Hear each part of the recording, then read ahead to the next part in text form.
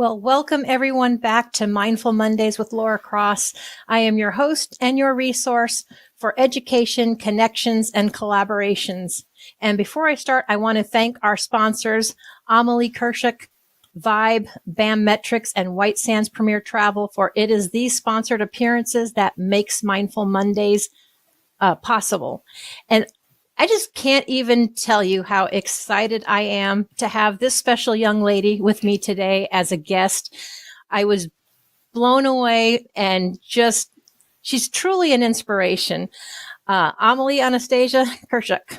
So are you 11 now or okay. So she's 11 now, but by the time she was 10, you already had published 3 books, correct? Yes. Okay. Yes. So yes, 3 books. She wrote her first one when she was 8. So this young lady's already got the whole entrepreneur thing down. She's an author, a philanthropist, and I am blown away, Amelie, by the things you have accomplished. So thank you for joining us. Thank you so much for having me. Absolutely. It's such a young age, but you have already published multiple books. What inspired you to start writing? And how did you come up with the ideas for your stories? Well, the really main idea and inspiration, the thing that ties everything together is just the animals that are in it. The animals that I see every day walking around in my backyard or trying to dig a hole to find a nut they buried a month ago. And specifically what inspired me for my books is that there was a vixen, which is a female fox, that dug a burrow somewhere around our house, and she was there with her mate, and we didn't see them for a while. I think it was like half a month or so. And one day, she just came out, and we couldn't see anybody but her at first. She came out first. Wow. That's one fox. Mm-hmm. And then another fox, littler than usual, but still a fox, came out. We thought, oh, that must be the mate. But then we realized it was smaller. Then a third fox came out, and then a fourth. And they were all so small and adorable, and there were 4 foxes now in total, and they were a family. Wow. And that reminds me, my house I had in Colorado, we had the porch, and well, there used to be a bunny in there, but the foxes took over, and I didn't realize it until I heard these noises, running around. And next thing I know, my neighbors are like, do you know you have a family of foxes living underneath there? And I had actually peeked out and caught them one time. They were just playing around on the porch and then dove down. But I'm like you. I love animals, and I thought they were just so fun, so fun to watch. Yeah, they can be pretty noisy critters sometimes. Yeah. But what was that like for you? You to start writing, to create that book? I mean, what was that process like for you? It was just something that I did for fun at first, something that I really wanted to share with people. I didn't expect it to get this far. I wanted to share my message, but I never imagined any of this at the time. I'm just so glad that I even got the opportunity in the first place to do it. I know that there are some people that can't, and I'm so glad that everybody who helps me get my message out there they helped me a lot. Everybody who helps me, I hold them very dear to my heart, and yeah. Yeah, I bet. What is your message? My message is that anyone who feels like their story isn't worthy enough to tell, that's not true. First of all, everybody's story is amazing. And second of all, no matter how big or small it is, it'll change the things that you see every day. Yeah. I agree with you 100%. I can't even tell you how many adults I've come across that they say, who wants to hear from me or who wants to hear my story. There are lots of people out there, and I think we have lots to share. The fact that you have this realization at such a young age is beyond words impressive. So you wrote your first book, right? And so what did you do go ahead and share with everybody, because I know what you did, but share with everybody what you did with those proceeds from that book that you sold, the first one, which was Foxtails, right? Yeah, Foxtails. Let's see. Well, I was helping a lot with the Humane Society at first, and because I just love the Humane Society so much, it's a place of comfort for me. And then I also donated 10% of the proceeds from it to my school district, St. Francis, and it's a private school. It's a thriving, amazing place to be for me, and I was so excited that I got to help out with everything that I helped with from my book, and it brought me to a different part of myself. Yeah. That did you want to expand on that, or do you want to leave it there? Yeah, I actually thought at first, when I first wrote my book, our first store, McLean and Eakin, I love that bookstore. I've always just,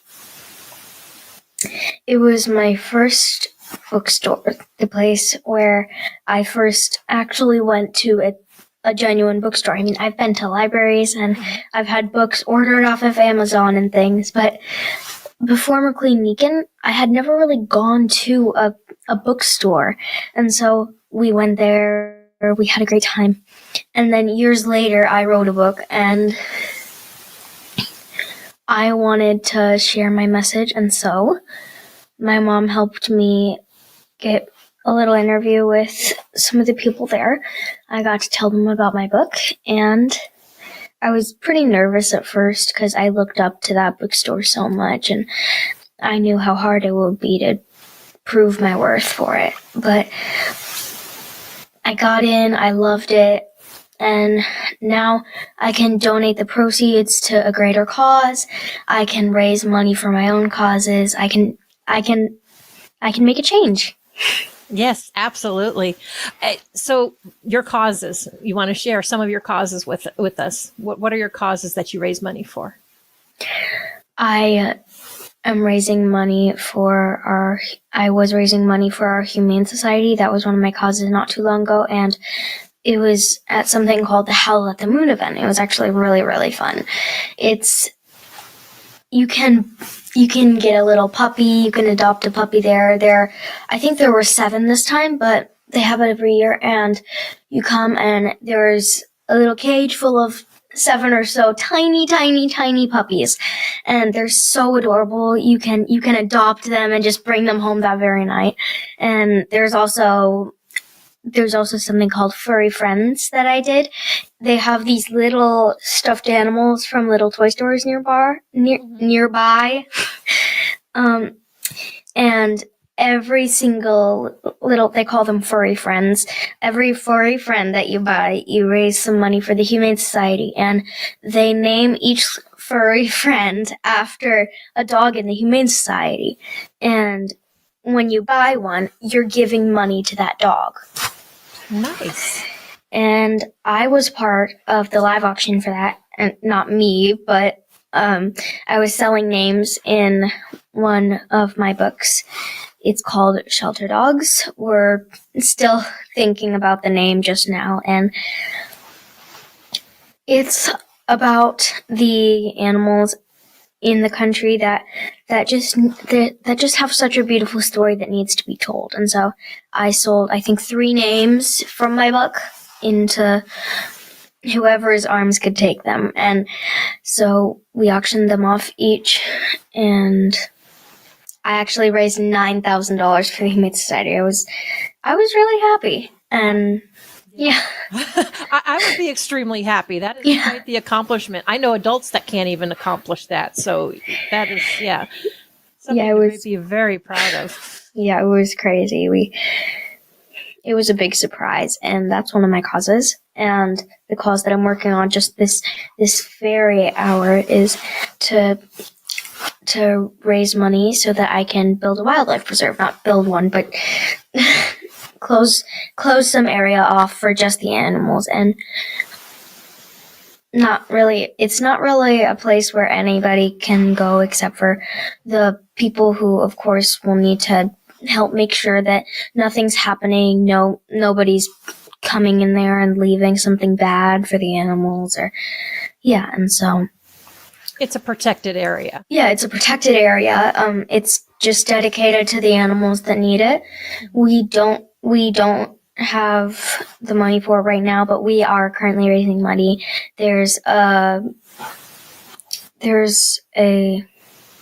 Sorry, I just lost the word, but yeah, you can donate money on my website, www.amelieanastasia.com, and we go to the market, and we have this the Happy Place jar, which is the name of the wildlife preserve, and we always raise money with the things that every single tip that we get, it's not ours, it's the animals. So, yeah. Yeah. And I have to tell you, I love the name, The Happy Place, because Thank you.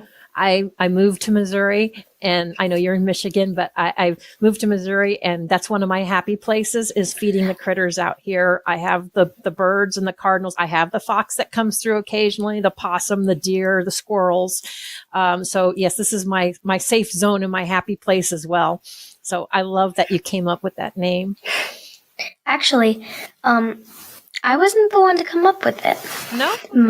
My stepsister, Miri Cedron, she created it. Ah, okay. So your books that you're writing, you've written them, but you actually have a partnership with, I believe, another young lady that actually does the artwork for you, right? How did that come about, or how did you guys wind up meeting and coming together on that? Well, at first she was a friend with my stepdad, and then he told my mom about her when I had finished all the writing and editing, and we were still looking for an illustrator. So we found about her, and she sent us some pictures of what she could draw with her homemade water paints and things like that. And so we looked at them, and we were just amazed by the beautiful artwork. And so now as you can see, we have some great illustrations. And that is your new one, right? Or no? Or is that yeah, Wolf Tales? Yeah, that's the new one. Okay. Wolf Tales. Yeah, so as a matter of fact, 11 or not, you just finished a book tour. Yeah. Right? What was that like? Do you want to share with everybody a little bit what that was like? Well, book tour, the words. I don't know. It's when I think about it, I'm like, that's a book tour. I think about like a famous musician or something, and I'm like, Taylor Swift goes on a music tour. I just went on a book tour. And I went to so many crazy places. I got to see so many beautiful things and meet so many amazing people. I was just so happy that I got to do it. And I remember one of the weeks, my mom called it my Taylor Swift week. I had I think it was 2 or 3 TV appearances. And so I think we were rushing from airplane to airplane, Washington, D.C., and yeah, it was so many amazing places during that week and the next and the next and the next. But yeah, it was amazing. So kind of exciting but exhausting at the same time. Oh yeah, I'll never forget how many times I had to run through the airport because our plane had landed 10 minutes late and our flight was boarding. Yeah, that gets a little nerve-wracking, especially if you're getting ready to close the doors right behind you. Yeah. Yeah.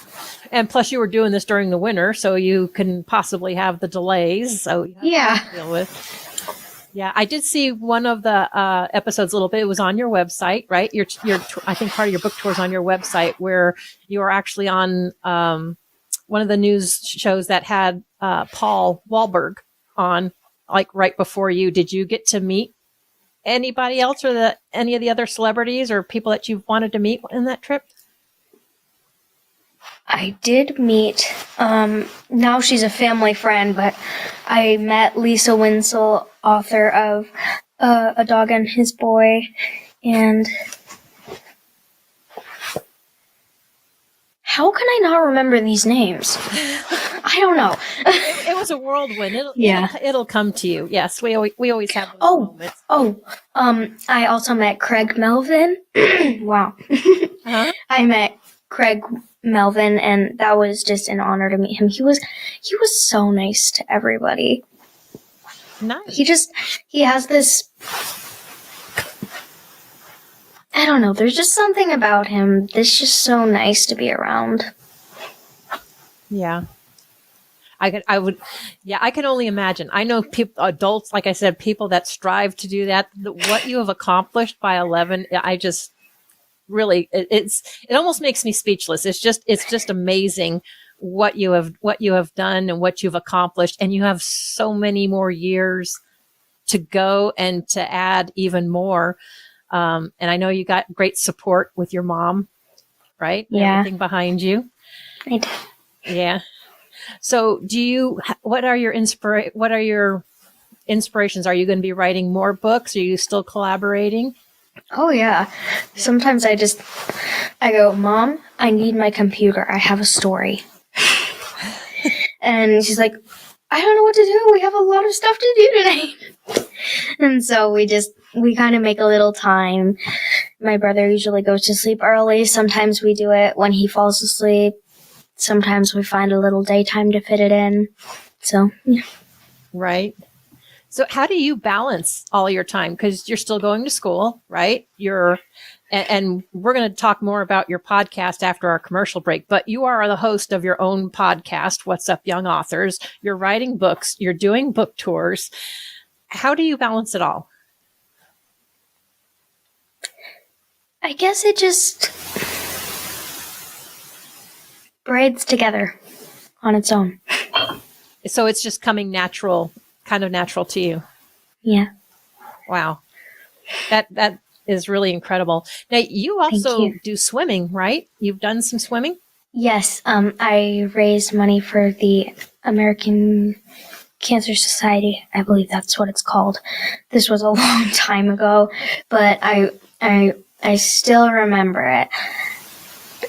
I think it was you had to swim 5 miles. I think I swam 6 or 7, but it was not in one time. I could not do that because I was swimming in Lake Michigan. But I guess it was a really fun experience for me. And if I could do it again, I'd swim 10 miles. But yeah.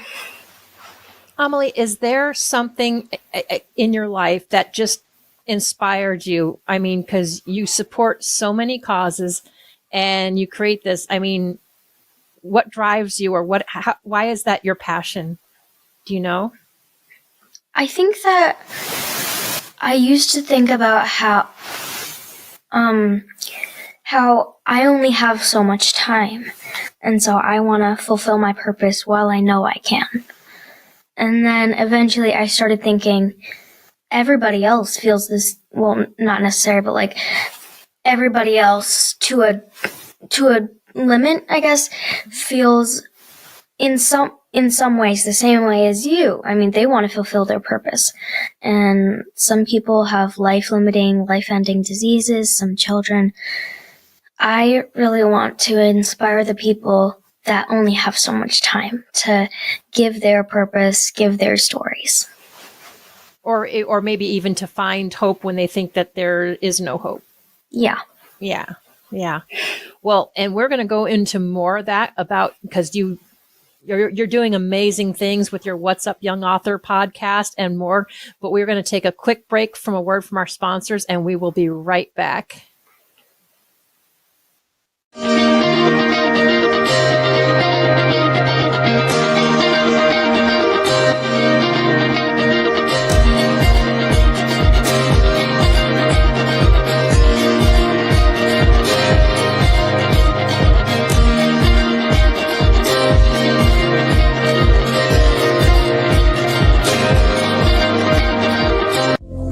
relief for PTSD, anxiety, pain, insomnia, and many other ailments.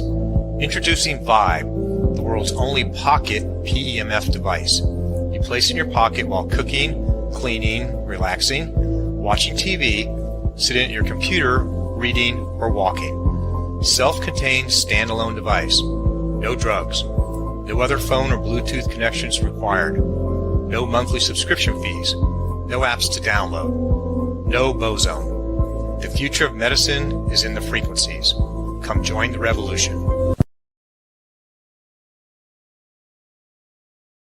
Hi, I'm Bobby Aldridge with BAM Metrics. There are so many programs out there that measure your swing speed, sets, reps, your BMI, your body fat. But the one thing they're not measuring that's so essential is mobility. Mobility is the key. If you're measuring your mobility, your performance will get better and you will reduce your pain.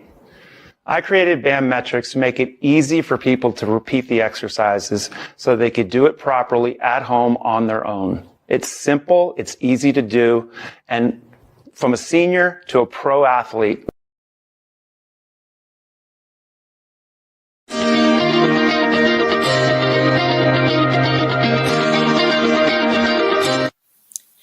So, Amelie, you have What's Up Young Authors. It's a YouTube channel, it's your podcast, and you've had wonderful conversations, very memorable conversations with other fellow young writers. Why did you start that? Well, there's actually a really cool backstory to it. Okay. My first TV interview was just an amazing encounter for me. I had never been on TV before. I was so excited to be on TV. I had practiced for 3 or 4 weeks in preparation for it. I was so excited, and right after I did it, I told my mom, that was amazing. I just loved that. I love talking to people about my books. I love talking about my purpose. And so I said, when can we do it again? And she says, well, I don't know. We're in northern Michigan. We only have like 2 or 3 news stations. And I said, well, you have a podcast. Can I have a podcast? So I decided I was going to have a podcast that day. So, yeah. Did you ever feel like you had stage fright or worried? Because most people, they will say, are more afraid of getting up and speaking in front of people than they are of death itself. I mean, that's a lot of people, it just absolutely horrifies them and we get in our head. But I've watched your podcast and you just seem to be so natural, so ahead of everything. So sometimes I get a little bit of a stage fright, but not usually. Yeah.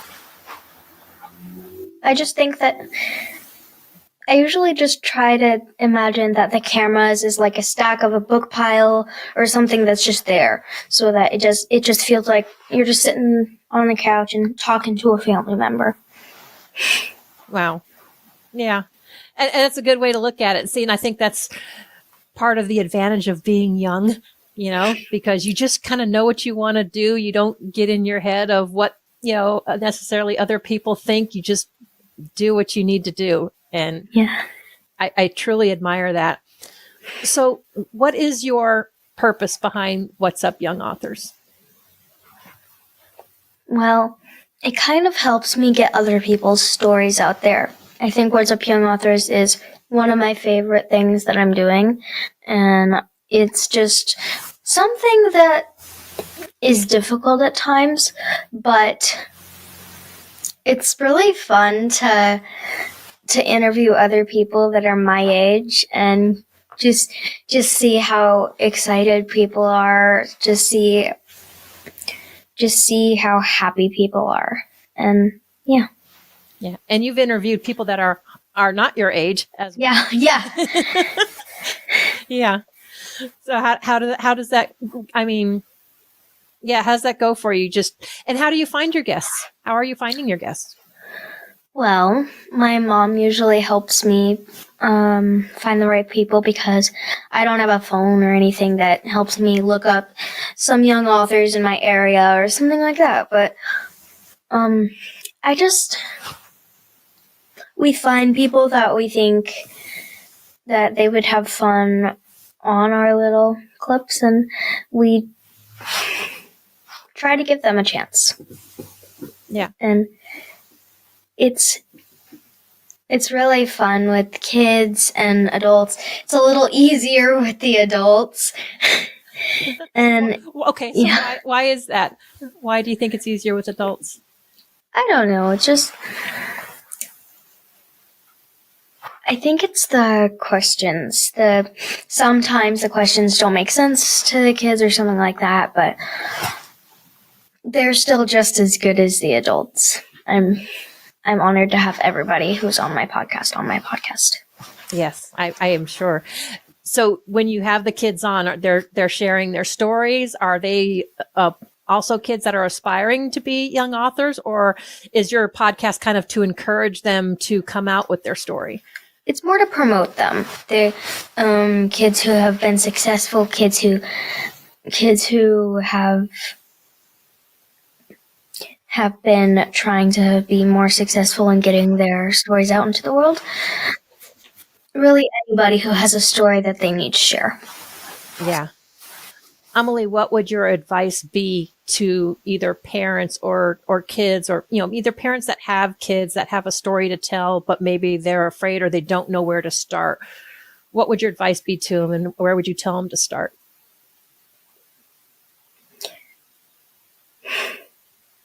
It's hard to start sometimes, because sometimes you think, there's not really a story I have. I just want to write one. But you always have to think about the fact that there's always a story. You're just not listening to the one you want to tell. So just pick up the pen and don't hesitate with your thinking. Just write the story out, and if you don't like it, just modify it, make it your own. And so do you then you've got a story. Not think about it, you just start writing, maybe grab a notebook when something hits you and start writing it down? Do you do it in chunks, or do you ever have those moments where you just have a story to get out and you just keep writing? Yeah, it's usually I write it in chunks, night by night, bit by bit. But sometimes I just have the story and I just start and I can't stop. I don't know why. I just can't. I'm like, 1 more minute, please. I just need to get everything down because I can't hold it in just any longer. I just need to get it out of me like a shake. Mm-hmm. Kind of like how animals shake off and just, they always say that they get rid of their stress by shaking things off. Yeah, you just gotta shake sometimes, shake the words out. Yeah. Okay. So what are some challenges that you've faced as a young author, and how have they shaped your writing journey? Stumps. I have ran into many stumps in my stories. Usually they're short stumps. Sometimes it takes me a couple nights to get out of them. But usually it's and they live happily ever after. Then the next story comes, and you're just flushed because of the last story. So you have to kind of get your story down, but all you can think about is the last story and how you want it to be good as or better than the last story. And I think that's really how the stump happens, thinking that you have to make this story better than the last. Because sometimes I would write a story about a mermaid or somebody who grows spider plants as a hobby or something, just something. And then after that, I'd be drained of all my stories, and I would have to just look at things around me and be like, should I write about this? Wait, what should I write? What should I write? And I'm just stuck. But then eventually I'm like, wait a minute. Last time I wrote about this, so this time I should probably write more about this. Okay. And then I just get out of it. So are there ever situations in life, or do you go outside and watch nature? Do the ideas come to you then, or? Oh yeah. Like, just been thinking about this when it happened and now, but earlier actually, we all went outside with our dog. I haven't thought about it since it happened, and he's a mix between a pug and a Bernese Mountain Dog. I call him a bug. My mom calls him a Pernies.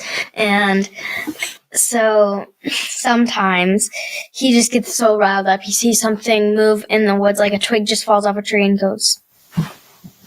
And he just runs towards it like food. And then he sees it's a stick and he's like, moves on to the next thing. And it doesn't always happen, but sometimes he gets a little far with it and it's really, really far away. He just hears it and it's from 500 yards away. And so he runs and runs and runs. And then eventually I have to be like, Prince, stop. We have to stop. Because if I don't, he's going to just want to go as far as he wants. Right. And so we pull him back. We go home. He's just really into this twig. And for some reason, when he lays down, sometimes you can see in his eyes he's thinking about that stick. And you're just like, I'm sorry, but it's a stick. We can't do it.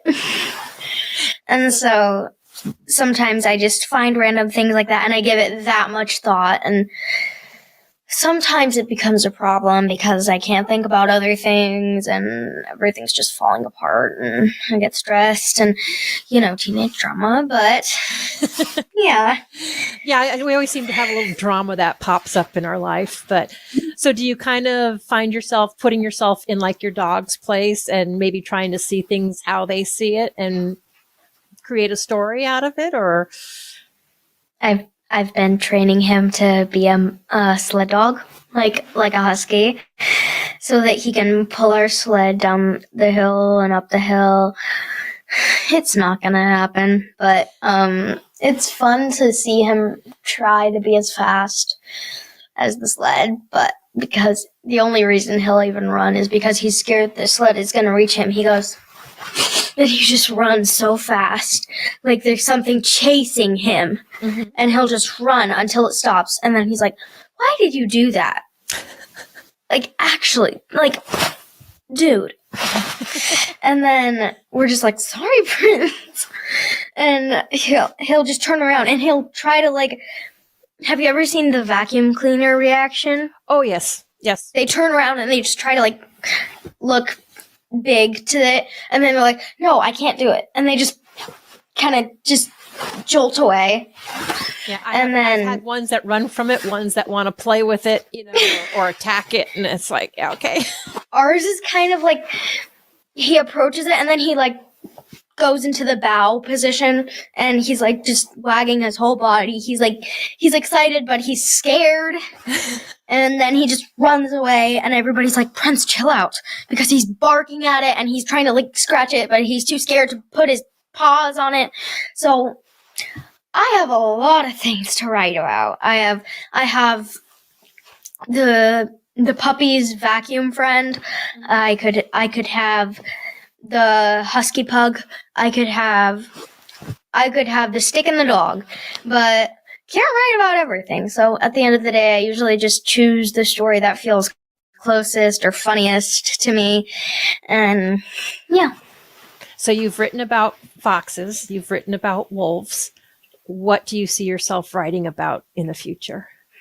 How do you see your voice going along as you grow? I actually kind of want to write about my dog. He's just, there's something about him that he's just like the celebrity of all dogs. And he's got this crazy aura whenever people are around him. I mean, whenever friends come over and we have to put him in this little mudroom, he scratches at the door and they think he's coming, and they're like, they just get so scared because when they come in, he's all over everybody. Mm-hmm. He's just he has no personal space identification. He wants, I mean, he sees somebody, you're my new best friend. Wait, no, you're both my best friends. He just has so much energy. I mean, pugs are so cute and funny, and they're usually kind of calm. Bernie's can't say they're the calm type. No.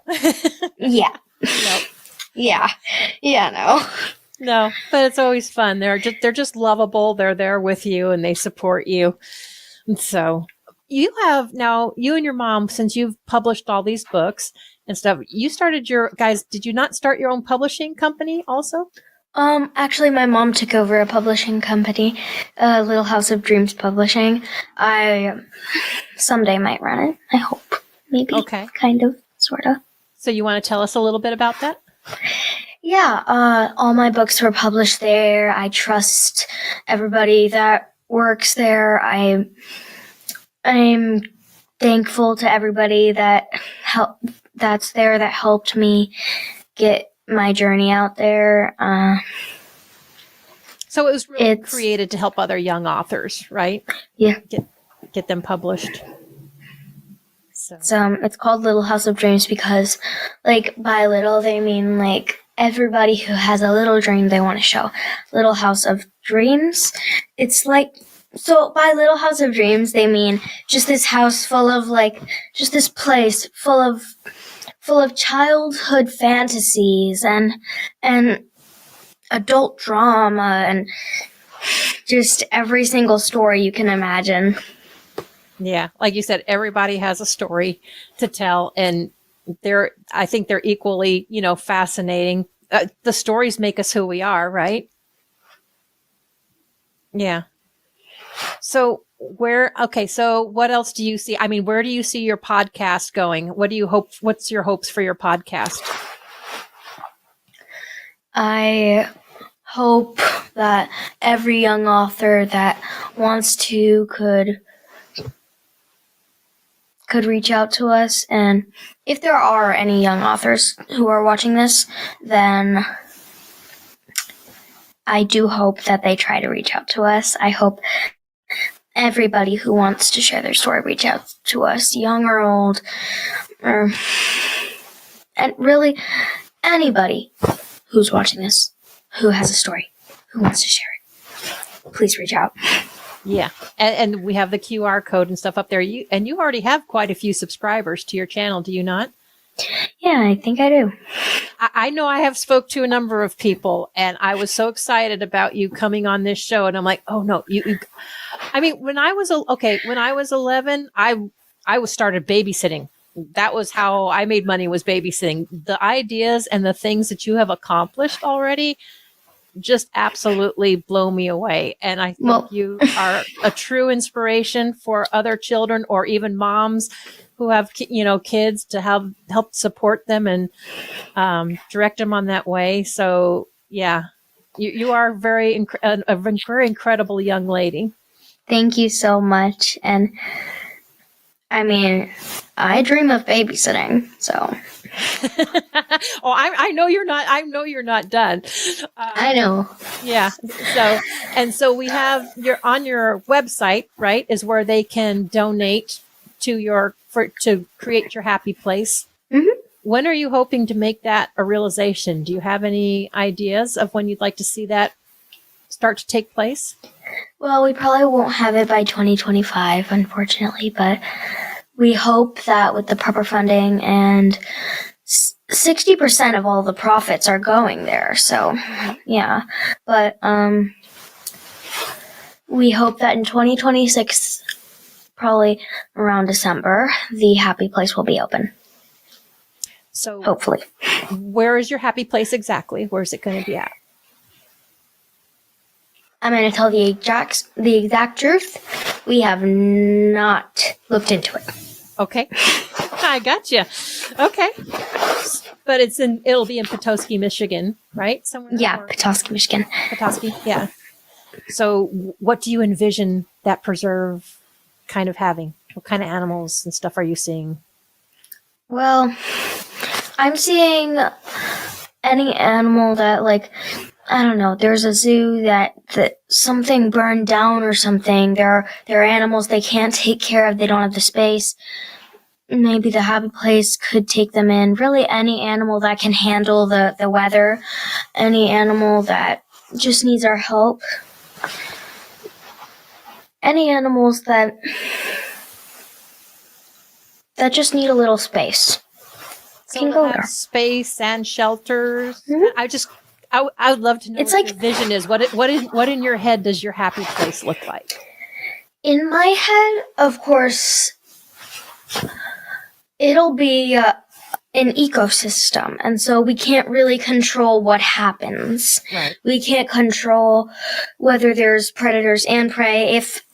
If there are already 5 deer and there's somebody that reaches out to us, oh, our zoo can't feed our wolf anymore, or something like that happens, or our black bear's cage just broke or something. I don't know, something crazy. Not that would happen. I don't think that any zoos would lose their animals' homes or not be able to feed them. That's probably not going to happen. 1 in a million% chance. But just in case, we can't control whether there's 2 rabbits and a wolf there, or 3 black bears and 1 rabbit there, or we can't control how many animals there are. We hope to pick a thriving ecosystem with already maybe a couple of squirrels or a chipmunk family, something like that, somewhere that already has some animals, so that the ecosystem can kind of keep going a little. And so hopefully there will already be enough plants to supply food for any vegetarian animals, and yeah, Just kind of build a self-sustaining system that, it protects them from man and from other things that could possibly destroy them. Yeah, I actually don't know if there are animals from zoos that just haven't ever been self-sustainingly eating, like something like that. I don't know, but we don't. Hard to say if they were already born in captivity, because hard to say, but yeah. Whatever the circumstances, we'll take care of the animals. So I have got to ask you, Amelie, what kind of legacy are you hoping to leave behind? Your work and advocacy, I mean, you are on an incredible path. So what kind of legacy are you hoping to build and leave? Or have you thought about it? I like to think of it as like a glowing path. When you see a light in a dark room, naturally you go towards it, like, what is that? Mm-hmm. Hopefully I can leave a glowing path to kind of help connect all the other many glowing paths that there are. I hope to leave a glowing path that attracts other people to leave their own glowing paths. So hopefully the world lights up. So can you share with us a little bit what this path has meant to you, or what it has done for you so far? I have been a part of many things that just bring my heart out to nature. I have done many things that make me feel very good at night. And I feel glad that I'm fulfilling my purpose early so that I can keep going for a long, long time. Yeah. You are on an incredible path. You have done so many remarkable things. Thank you. What would you like to make sure that everybody knows? Well, take care of your pets. Fish to bulldog.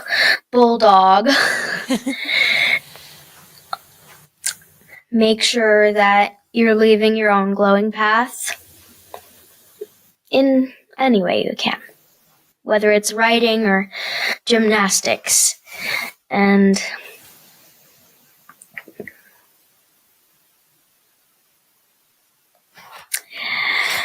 For them to contribute to the things that just need a little light right now. Yeah. I think we could all use a little light. And the fact that you are so passionate about this and you have followed this path, I think is absolutely remarkable. Thank you. Yes. So is there any other advice that you would like to leave either young authors or people? We've got a few minutes left. I have no idea what I'm going to be like when I'm older. I have no idea what's going to happen to the world or anything else when I'm older. I mean, anything could happen.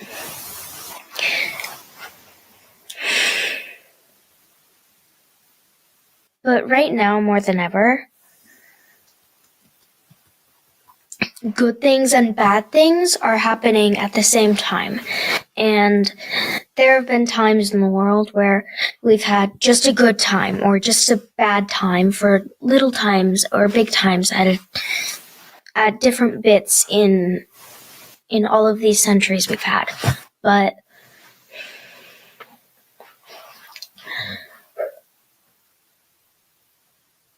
sometimes right now there are some bad things and sometimes good. Like how, an example of some bad things, livestock farming. It's the main cause of global warming. And so many animals are losing their homes and food because every year we tear away at more forests and jungles just so that we can have enough space for our cows and chickens to run free. But in a different world, I think that the animals have enough room because we're not cutting away at it. In a different world,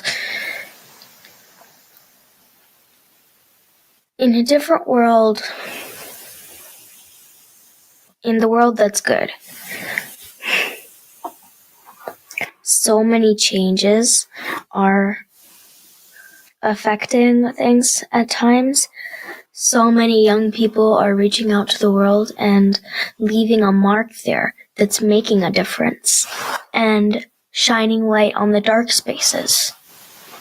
And just like I was saying, global warming and livestock farming, that's not going to change unless we change it. I mean, some people think, oh, don't waste the power because that might be the main cause of global warming, but really it's actually something that's less needed that's causing it. I mean, if everybody in the world became vegetarian, that would be great, but that's not going to happen. So the least we can do is bring it down a notch, you know? Yeah. Amelie, I have got to say, you are so wise beyond your years, and you are most definitely a light that is shining and guiding people. And you're exactly right. If you want to see change, you have to step up and make that change. And not everybody's going to agree with you, but I admire you for all the work that you're doing and the plans that you have. And I can't wait to see where you go next and what you write next. It's going to be an incredible thing to see. And you are truly an inspiration. Thank you so much. Thank you. And I want to say I am so glad and thank you for taking the time to sharing with us your accomplishments and for being that inspiration for moms and other kids alike. Truly. Thank you so much. Yes. So anyone, if you have a young child that is very creative, that wants to write, or if you are that child, reach out, connect with Amelie. Subscribe to her What's Up Young Authors YouTube channel.